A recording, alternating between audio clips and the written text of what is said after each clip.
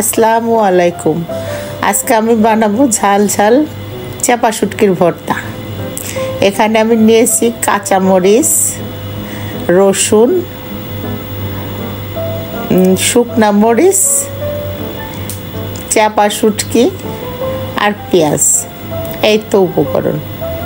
প্রথমে কড়াইতে আমি তেল দিলাম, সরিষার তেল। এর মধ্যে আমি শুকনা মরিচগুলো আগে ভেজে তুলে রাখবো।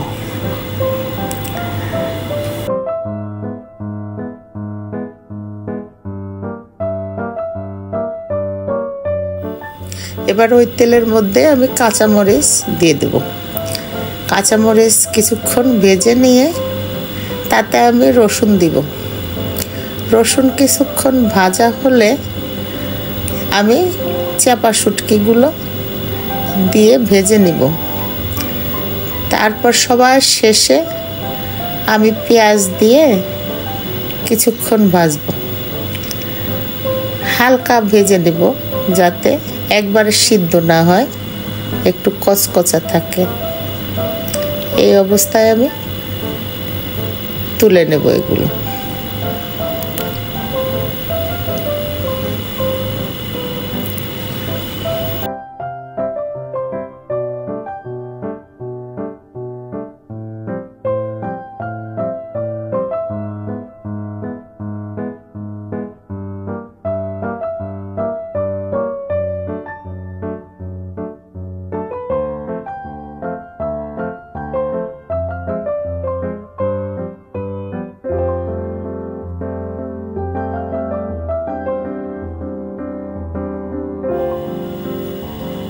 এগুলো তুলে শিলপাটায় বেটে নেব।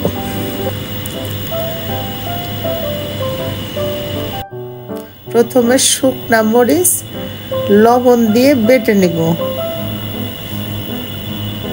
শুকনা মরিচ বাটা হলে একত্রে সমস্ত কিছু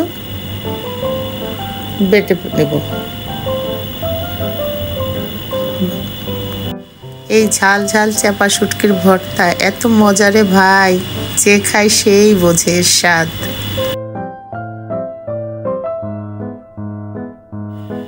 এই ভর্তা এত মিহি করে বাটতে হয় না, এটা একটু সাবা থাকলেই ভাল লাগে, মুখে লাগে।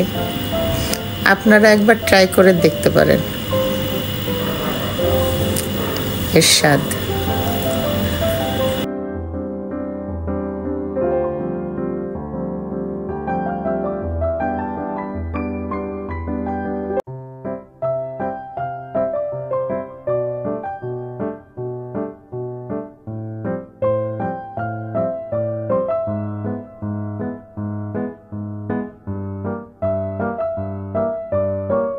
এই তো আমার চাপা শুটকির ভর্তা রেডি। সাথে থাকার জন্য আপনাদের সকলকে ধন্যবাদ।